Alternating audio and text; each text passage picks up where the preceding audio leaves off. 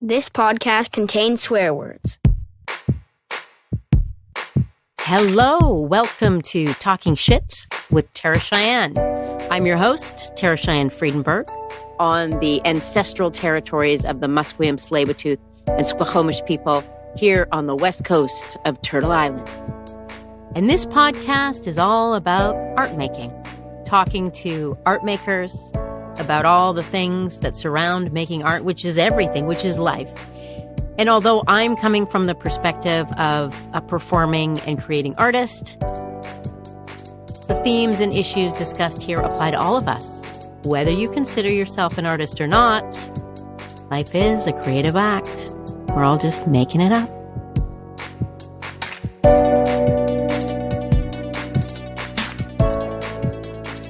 Before we dig into today's interview, just a little reminder, as I always say, please do like, share, rate, review us wherever you listen to your podcasts. Word of mouth is excellent too. Help us spread the word about Talking Shit with Tara Cheyenne and all our fabulous guests and the fabulous things we learn from our guests to help us all stay creative.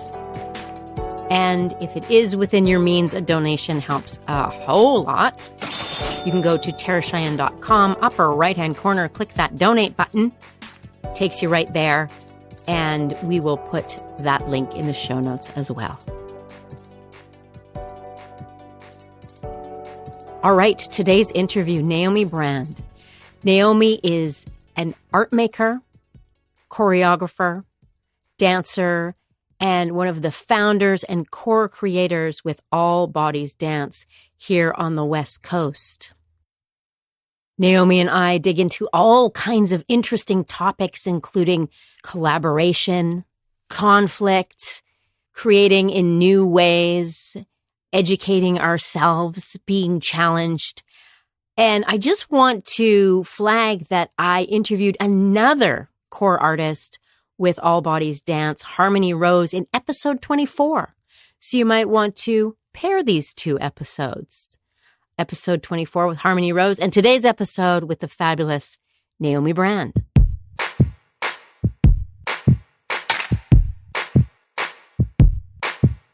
Okay. Welcome, Naomi Brand, to Talking Shit with Tara Cheyenne.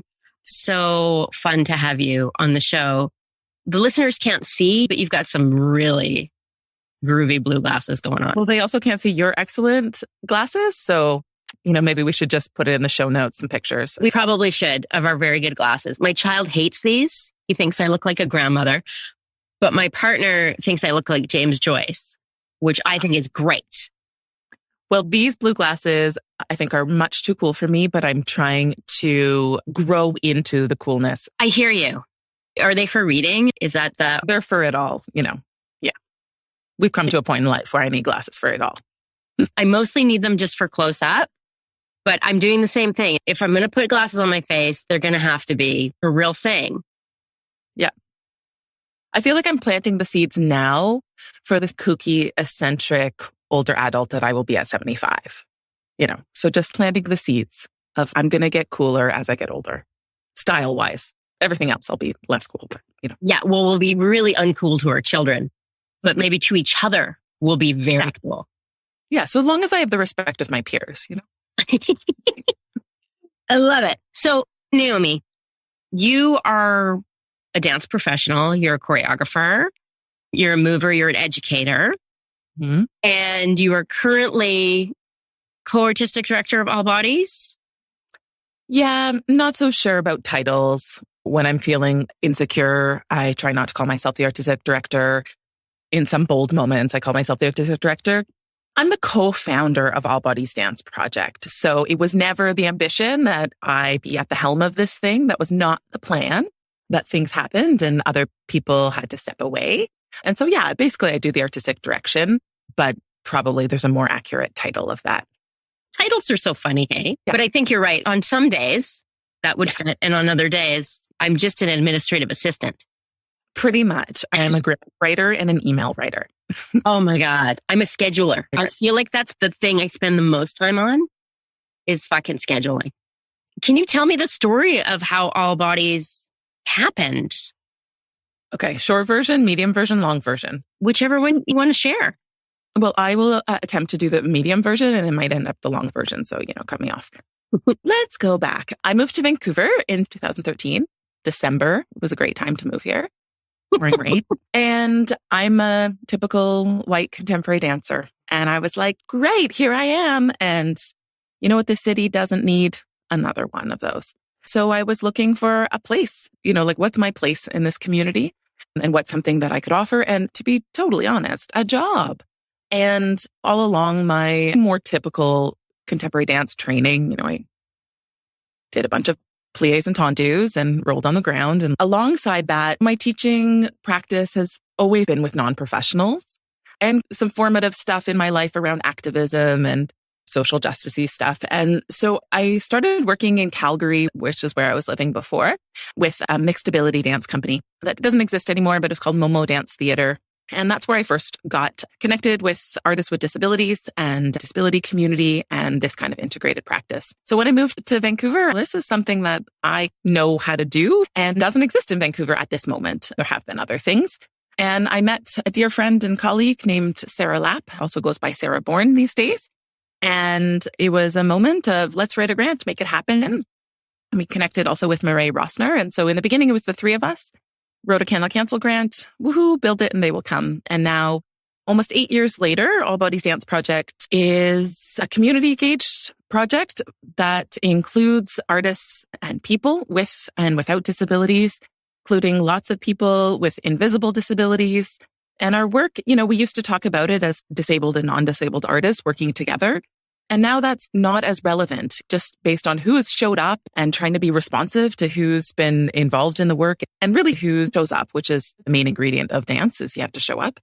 That our work is really now trying to figure out ways to describe it because we have a lot of older adults. We have a lot of folks that identify as fat or folks who are non-binary or from queer community. And so the kind of inclusion piece of it that originally the idea when we wrote the grant 7 years ago was about disability. Now it's really expanded and neurodiversity and all these sort of things are in the mix, in the room, in the studio, on the stage. So that's kind of the story.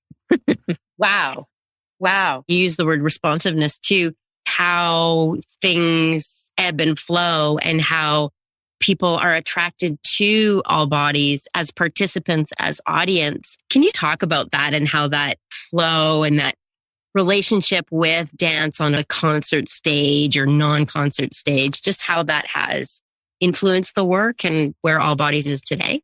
I'm also interested in this whole idea of professional, non-professional, big air quotes. Yeah, totally. Being responsive has been the theme of my illustrious dance career. You just think about all the seeds that I planted in my early career and we'll see which one grow and totally surprised. This is the one that grew. When I was 19, this isn't what I thought a dance career would be, but certainly happy that this is, the seed that got fertilized and planted. And I think just as the story of All Bodies, in the very beginning, we have an idea of what the project is going to be, who's going to show up, what it's going to be. And then you have to react to who's in the room.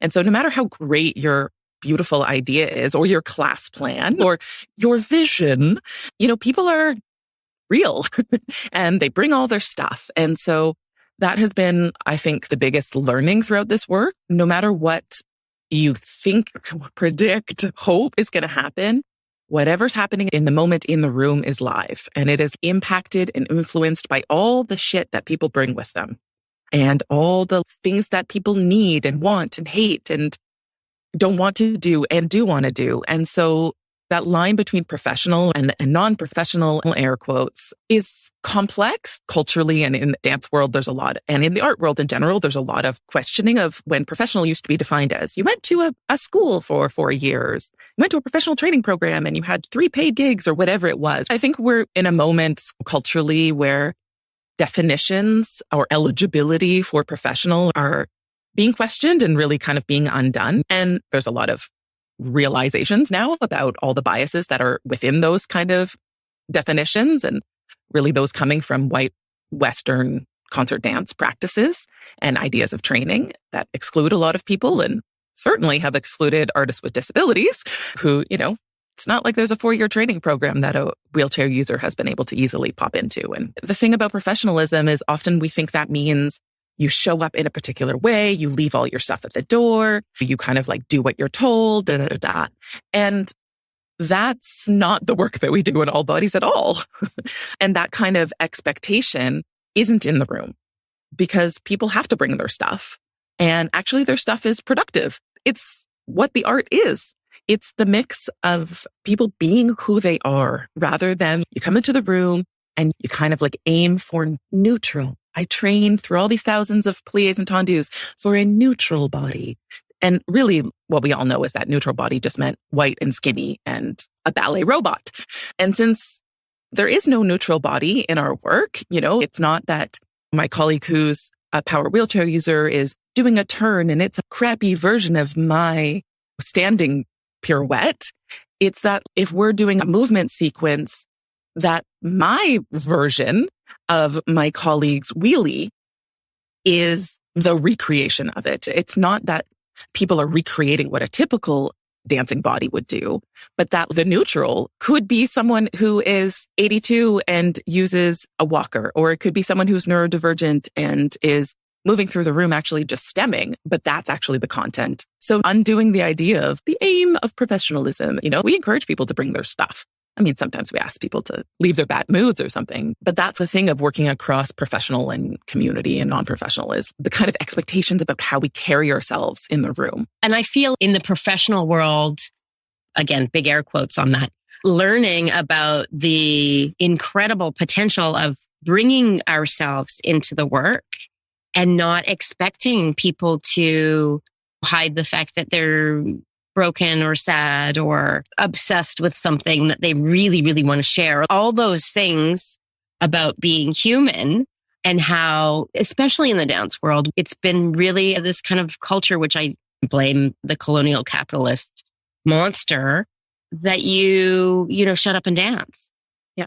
And so there's so much to be gained from, like you say, what happens when we are who we are and they're not shellacking that over. Totally.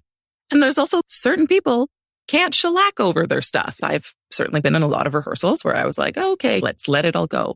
But lots of folks with disabilities or folks with all kinds of stuff, some of that stuff you can't ask them to hide, that access needs are important and valid. And we used to think about things as accommodation. Like, how do you accommodate this person's needs?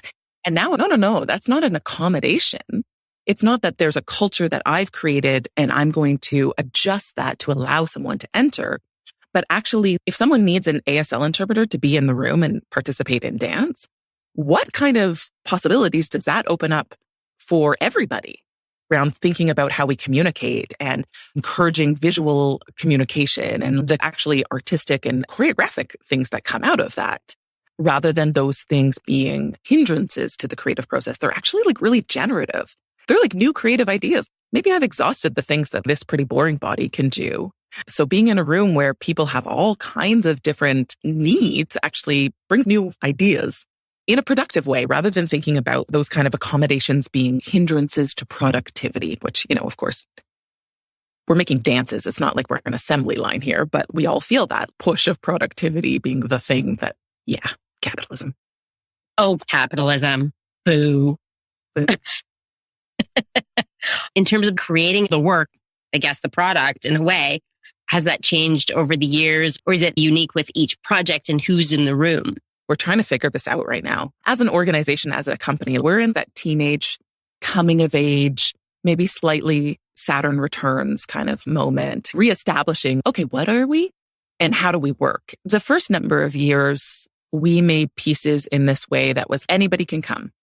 You can show up, you can be in the rehearsals. If you can commit to the schedule, you're in it. And that made for a lot of learning, a lot of really awesome work, and a lot of work that was really hard too. Also, it made these sort of structural things about how you make work. Well, it means that most of our work was made on evenings and weekends, which has an impact. Oh, it's really hard to find studio space on evenings and weekends and things like that, right? And then we, in the past few years, have also made pieces that dabbled into professional work where basically we hired professional artists And that really came out of a big Canada Council grant. We got one of those very coveted Canada 150 new chapter grants. And that changed our company in a certain way, because then all of a sudden we were paying people an hourly wage. And we worked on a project for 2 years, which in our world was a really long time to work on something, to build a piece that was called Translations. And that sort of established a really different kind of way of working for us, one that was really rigorous and really research-based. And that has shifted the way we make work. Also because in that piece, we were working in collaboration with a whole bunch of consultants who are partially sighted or blind or from blind community. And it shifted the way that we think about who are we making work for? That piece is made to be experienced equally by people with sight loss as sighted people. And it really challenged me as a sighted person to not center myself and my own aesthetic interests and biases as the thing that we're making work for. So usually I'd make a piece, and if it satisfies me, or you're in rehearsal and something happens and you're like, get excited about it, that's about my interest as the choreographer or the director or the person on the outside. And in making Translations, we weren't making it for a sighted audience. And I all of a sudden had a big meltdown, breakdown of going, well, I don't know how to make that piece because all I know is my experience of being a viewer. And so that's really changed now, thinking about how do you make work for an audience that isn't going to perceive it through the same senses that I perceive it, which is kind of an impossible challenge, but one that's, I think, worth us looking at.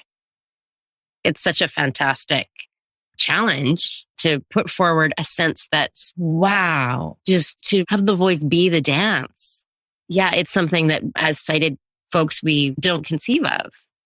Absolutely. We don't conceive of because we train for however many years to be, look at my pretty moves. And if somebody can't see them, well, how's my ego validated? First of all, how do you communicate something that is live and visceral and very visual to someone who's not going to experience it in that way?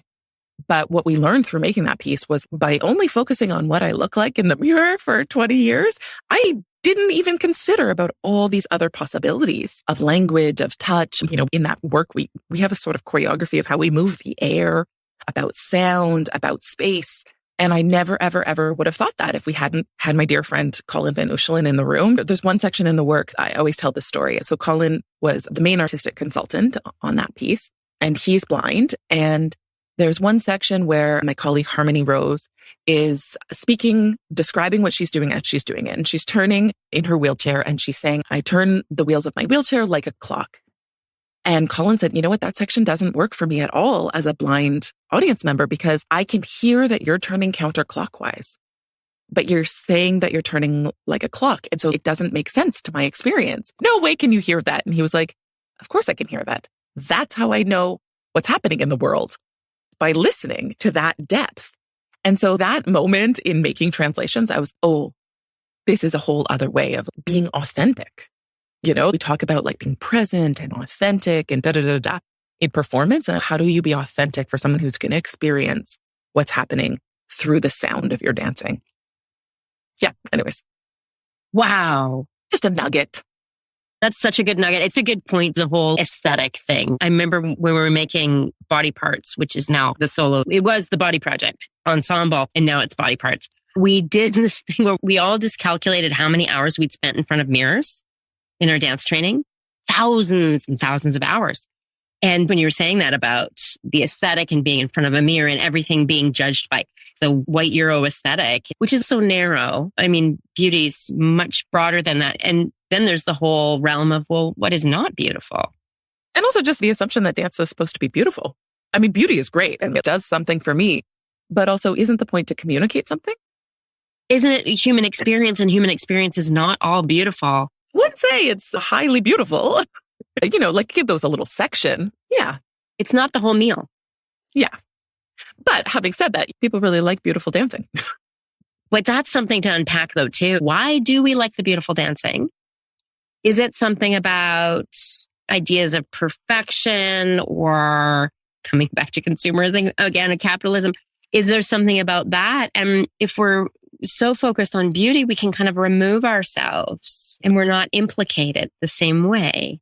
Totally. I think there's something probably freeing about watching a body that actually is so overly trained and almost unrelatable that you're not implicated in the dance. The dance comes from the fantastical world of Western ballet. We're speaking about ethereal things and fairy tales and da-da-da-da.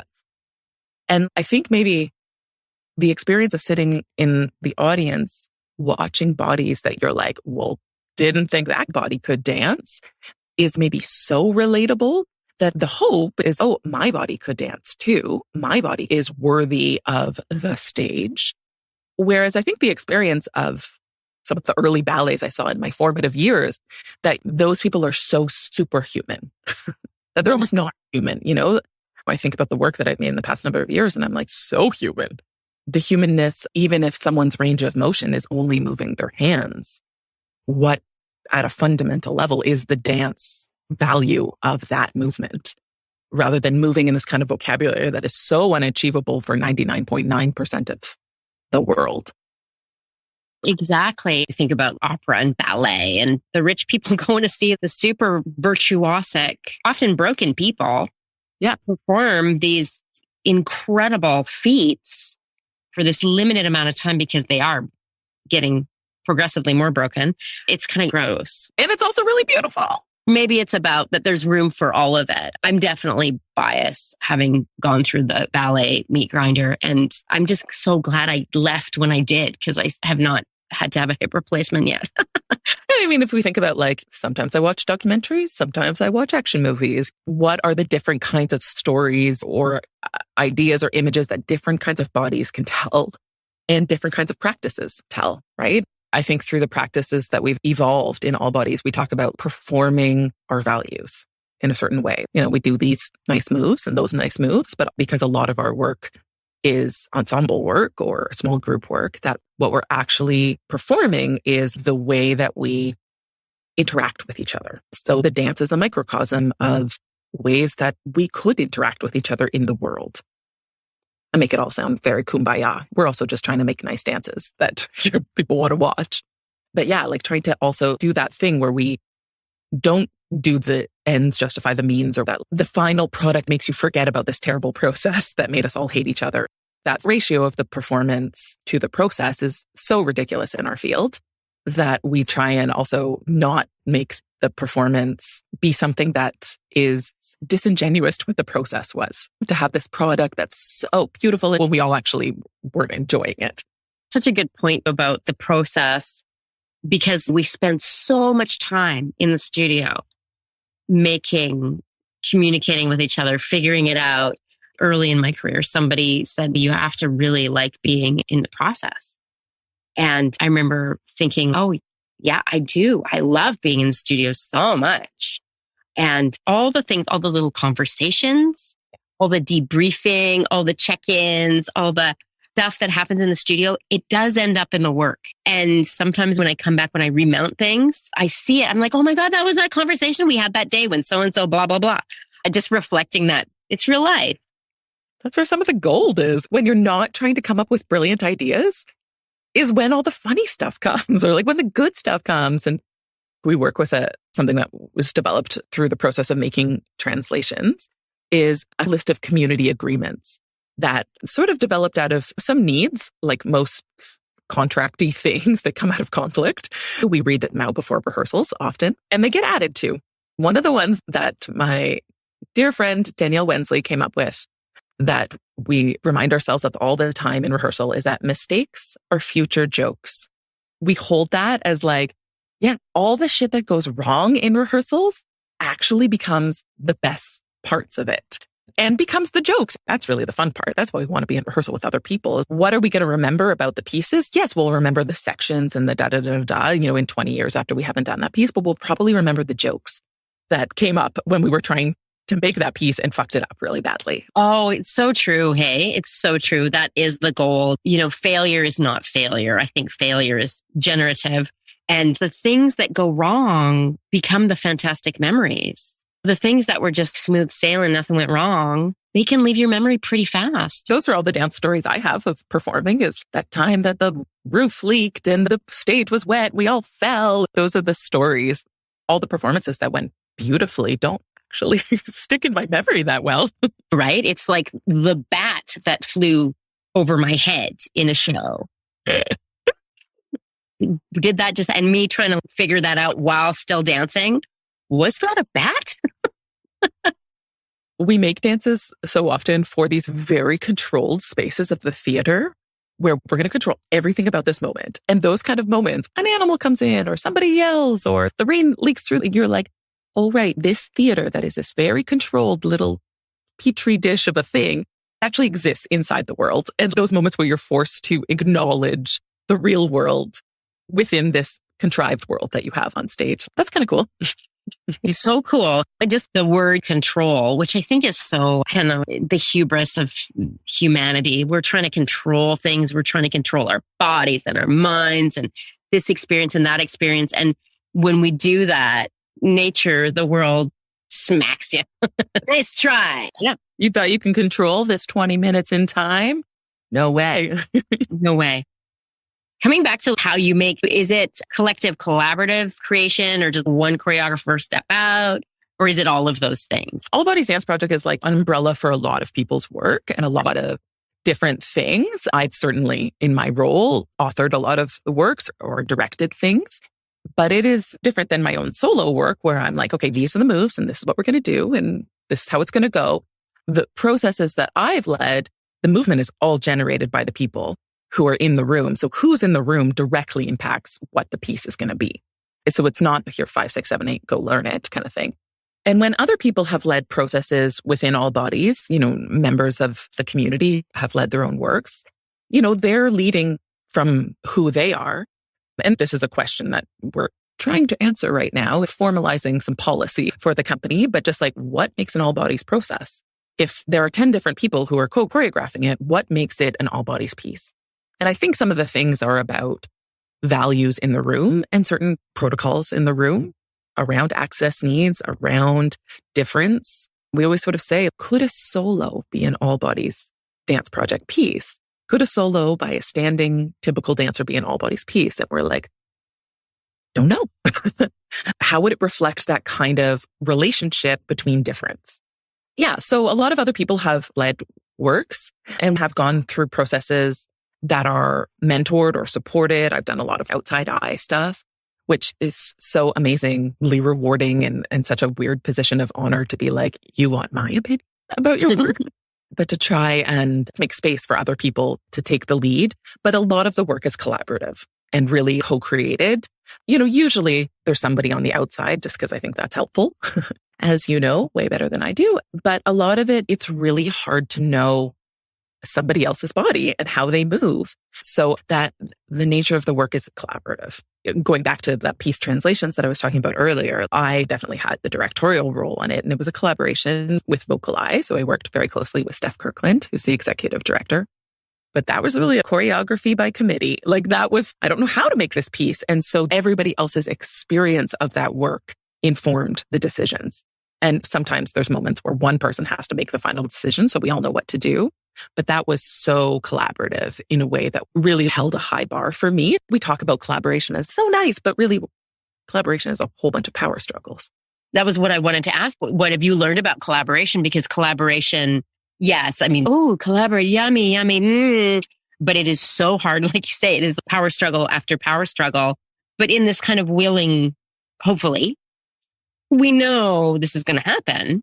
What have you learned? Do you have any super nuggets of wisdom about collaboration? I'm an expert, totally an expert. I will say we've had a lot of conflicts or things that have come up in the company or challenges. I'll just say these kind of community agreements have come out of that.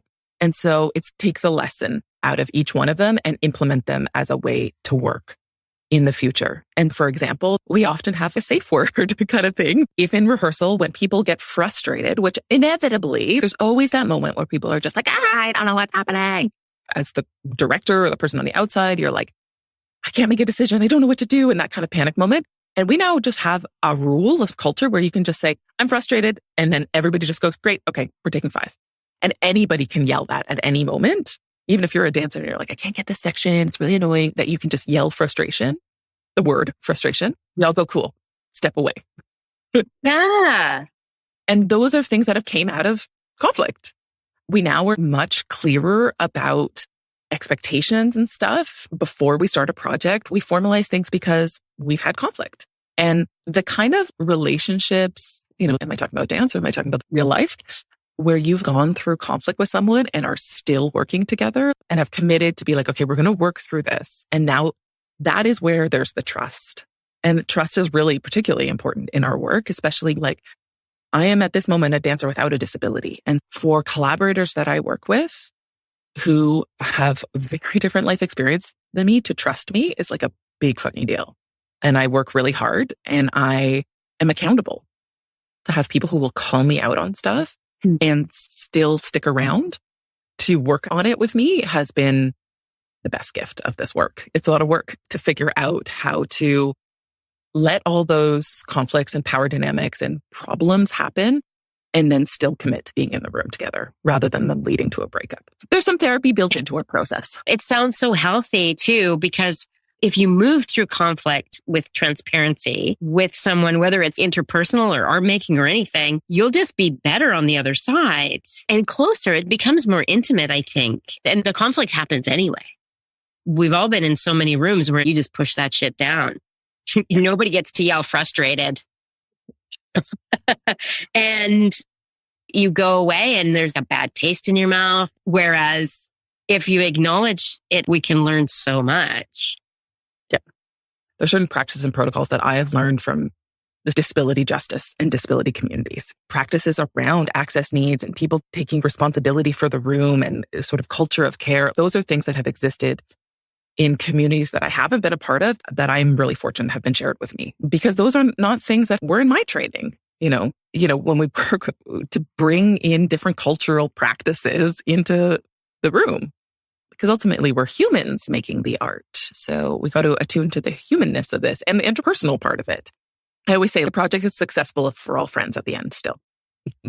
Not if there was a huge audience. That's always nice. Our egos like that. But if we're all still friends or better friends, that's cool.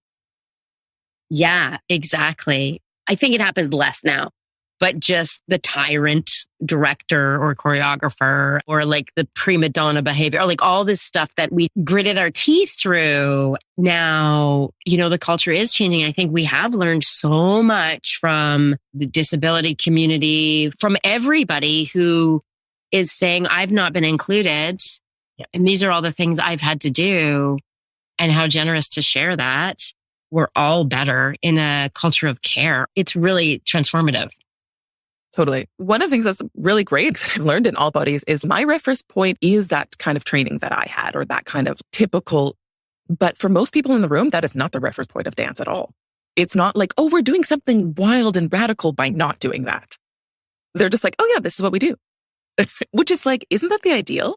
That people wouldn't actually even know that lots of dance practice has been very harmful and hurtful and racist and totally sexist and all these things, So most people don't know that work in all bodies. And that's the goal, that they should never know that dance doesn't need to be associated with any of those things. Yeah, that dance is just about being a human being. Yeah. And in community and more joy than pain, Yeah. So what are you working on right now? Well, like I said, the real thing is grant writing. I write the word dance about 20 times more than I do dancing. But we just did a big community consultation process. We're going through okay, how do you run an organization now? We did the fly by the seat of our pants thing for 7 years. And now we're like, okay, we're going to get a little policy. That's a big project. And then I'm supposed to go to Croatia in May to remount that piece translations with a group of Croatian dancers in Zagreb for 3 weeks. And then, wow. Yeah, not something I've done before and a huge challenge. I think that plane ride is going to be, oh my God, how do I actually do this? But yeah, there's a Croatian presenter, dance artist who came to Vancouver while we were doing a run of it and experienced the work. And we stayed in touch and she said, I'm going to write a grant. And what do you know? So that's supposed to happen. I hope you can do that. Yeah. We got the grant. It's all confirmed. But wave 5, 6, 7 of COVID could happen. World wars, like who knows? Anything could happen. There's a different way to be in the world than pre-2020 when we made plans and never doubted that they would happen. Oh yeah. Remember plans? Yeah. Yeah. Long-term planning. It's more true now. Everything is constantly in flux. And now, oh, that has been the case all along. We were just living a dream. Exactly. It was the case all along. We all just pretended, which is sort of how I describe, I'm taking a real weird left turn here. It's like how I explain non-monogamy to people or polyamory. It's like the same risks exist all the time. You're just not going to acknowledge it in a monogamous relationship. But the potential for something to go awry or someone to, step outside, that exists in a monogamous relationship. In polyamory, you just acknowledge that it's there. But anyways, made me think of that. We've worked with this kind of binary in Western white culture for so long around so many things that I feel excited about this moment that we're in right now.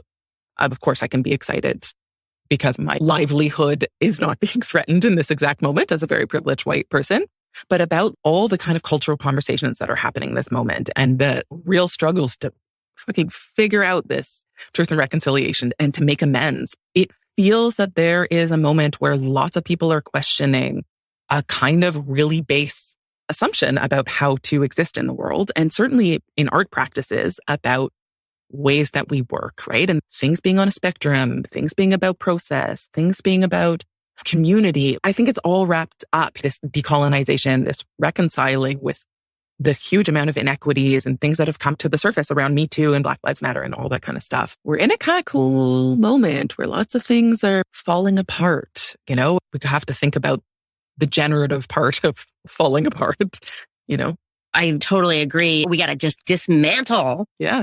But also not just put it back together and then it's like done, but put it back together, step back, look at it, talk about it, make adjustments, constant adjusting. Here's another weird metaphor. It's like the difference between finalizing something when you make it into a PDF versus keeping it as an open document on a Google Drive. This is a living document as opposed to like, no, this shit's final. It's a PDF now. And you can sign it, but that's it. You can't change any words. Unless you go and get the expensive Adobe upgrade. Totally. Everything needs to be like an open document. We revisit things, right? It's not enough to just be like, okay, I'm going to sign a contract. And then 2 years later, something comes up and, a lot of things need to be renewed. And if, in the past 2 years of pandemic life, everything is so time specific in the moment. Like we have to reevaluate every moment, and maybe the good part of that is not that we agree to things, commit to things, and then the world changes. Oh, well, we said we're going to do it. That kind of following through because we said we're going to do it. How many unfulfilling things we've done because we just said we were going to do it. Yeah, right? Because I've had a cold and my stepdad brought up how Gene Kelly had a fever of 103 when he recorded that Dancing in the Rain sequence. The poor guy. Yeah. Why did he think he had to do that? Who made him do that? It's a film they could have rescheduled. But that thing of like, we said we were going to do it, so we're just going to push through and do it and not question. Yeah. And also, what's relevant now? What's relevant 2 years ago was not relevant. The world has changed. And so I also am sort of holding on, this like really precious holding on to like what we knew and how we worked and what used to work. Again, I go back to being like, we have to respond to this moment. And I think about this a lot when I write grants, because, you write a grant for a project, you're like, this is what we're going to do. Then time between when you press submit on that grant application and you actually get in the studio, and then heaven forbid, something happens and it gets delayed. Is that original idea still relevant to the world? We had that case right at the beginning of COVID. We got a big grant to make a new ensemble work. And COVID happened and we were like, this piece just would make no sense. There's nothing of value in that concept at that time. I mean, I think about that in the work that we make and who's making it also about, are the ideas that I have relevant at this time? Whose voice and whose ideas and what aesthetics are actually really needed right now? I can joke and moan, oh, my job is really just writing emails and grants. But it's been really great to step back a little bit and be like, my choreographic voice isn't the one that needs to be the loudest these days because we're in a different moment than we were 20 years ago, 10 years ago. Yeah. Yeah, I think that is so responsive to the moment. Do you feel, because I've heard other white artists bemoaning, there's no place for me. Place for me. I'm not special. Where's my spotlight? How do you feel about your place? Do you feel as an artist, as a activator, all those things. Yeah. I mean, there are certainly days where I feel like, my ego could use a stage and a big applause from all my family and friends. And I also have to acknowledge I'm in a different life place now.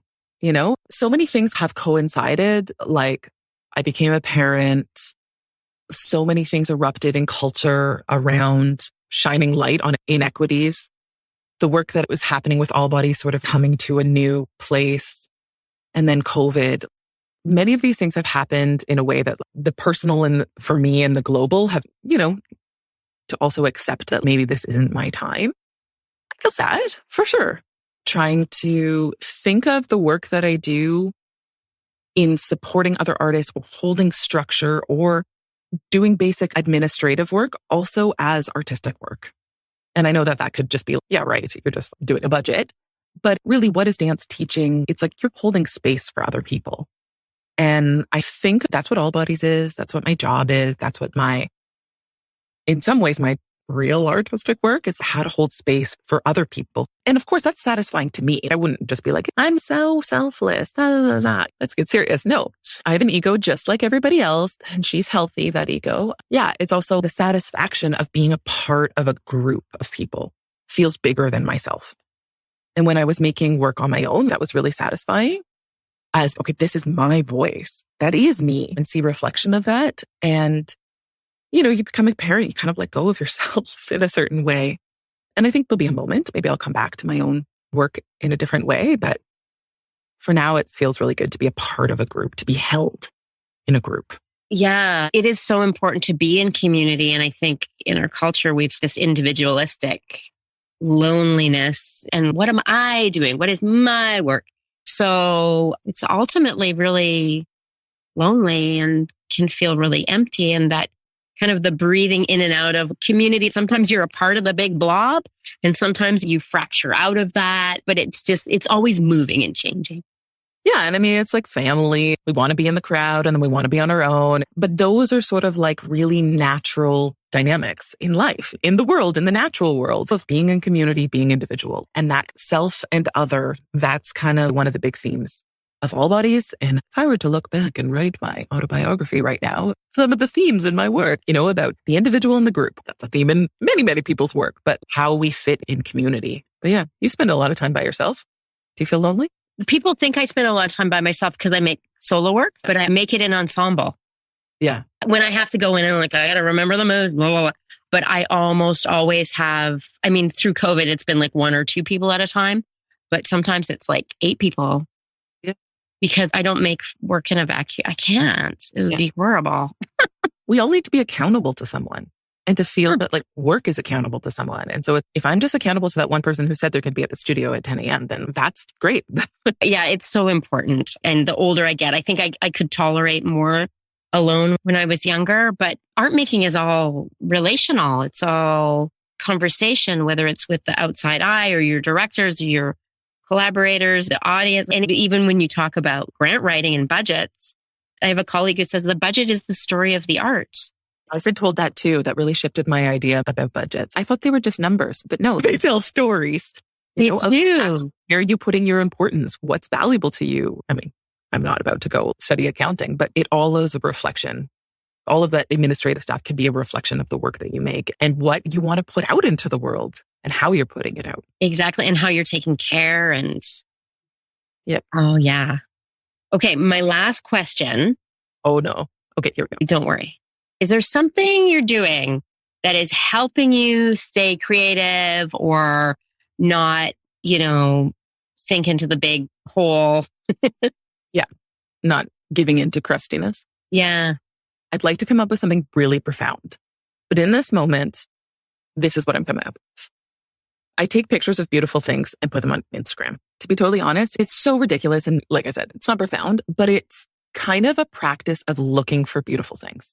Actually, kind of nice. And let's get serious. I take a lot of pictures of cherry blossoms, but that thing of actively looking for composition and looking for beauty and looking at the world, I guess just looking at the world rather than just moving through it. I'd say I've learned that in the past 2 years during some dark times and a lot of walks in my neighborhood to stay reminded that the world is actually quite magical and beautiful. And mostly that's the natural world. You know, when things get really shitty, going and hang out among a bunch of trees and plants feels good to be like, right, there's organization and there's community and all those kumbaya things I was just talking about. You see that among plants. The plants have figured it out. And we're just so stubborn that we're not listening. We're just talking too much that we're not listening. Yeah, exactly. But what I was going to say, more about me. The other thing that's keeping me out of crustiness is just continually little texting. You know, it's like these little things of just feeling like I'm still connected to the world. And it's small little things, you know, funny texting chains and pictures of babies. And, you know, the world got really, around COVID, got really insular. And now this thing of reaching back out again and feeling across distance in little mundane ways, you know. Full disclosure, Tara and I are on a Jewish texting train with colleagues. The little things that really keep me from being jaded. And the little things are the big things. To circle back to what you were talking about earlier, the micro is the macro. It's real. It's the pictures of Julie's baby and the Hamantash and recipes, you know, yeah, life is about all these little ridiculous, like life is really ridiculous these days. It's nice to lean into that and to just laugh at it. I mean, that's how our people have survived for generations. Make a joke out of the pain. It's really the best method. It really is. It really is. It seems to be working in your artistic career. Oh, if I couldn't laugh, it would be really bleak. It would be really, really bleak. Trauma plus time equals comedy. Wow. Did you come up with that? No. My good friend JD, who probably got it from somewhere else and paraphrased it. It's good. That's very good. Good. Naomi, thank you so much. I hope you get to go to Croatia. I hope so too. Yeah, that's going to be fun. Thanks for letting me chat with you. Oh, my pleasure. A real dream come true, Tara. So good.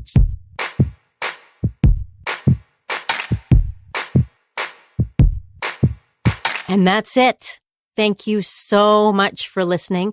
Thank you so much, Naomi, for sitting down and having such a great conversation. I have more questions. I have lots to think about. I love it so much.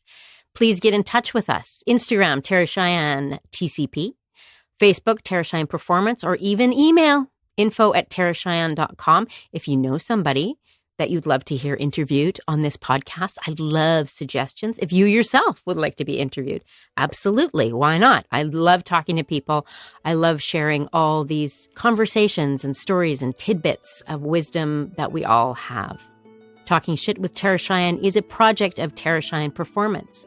It is produced, edited, and with original music by Mark Stewart. You can reach him at markstewartmusic.com. The more you create, the more powerful you become. The more you consume, the more powerful others become. That's a quotation from James Clear. Keep making shit up, everybody. We'll see you next time.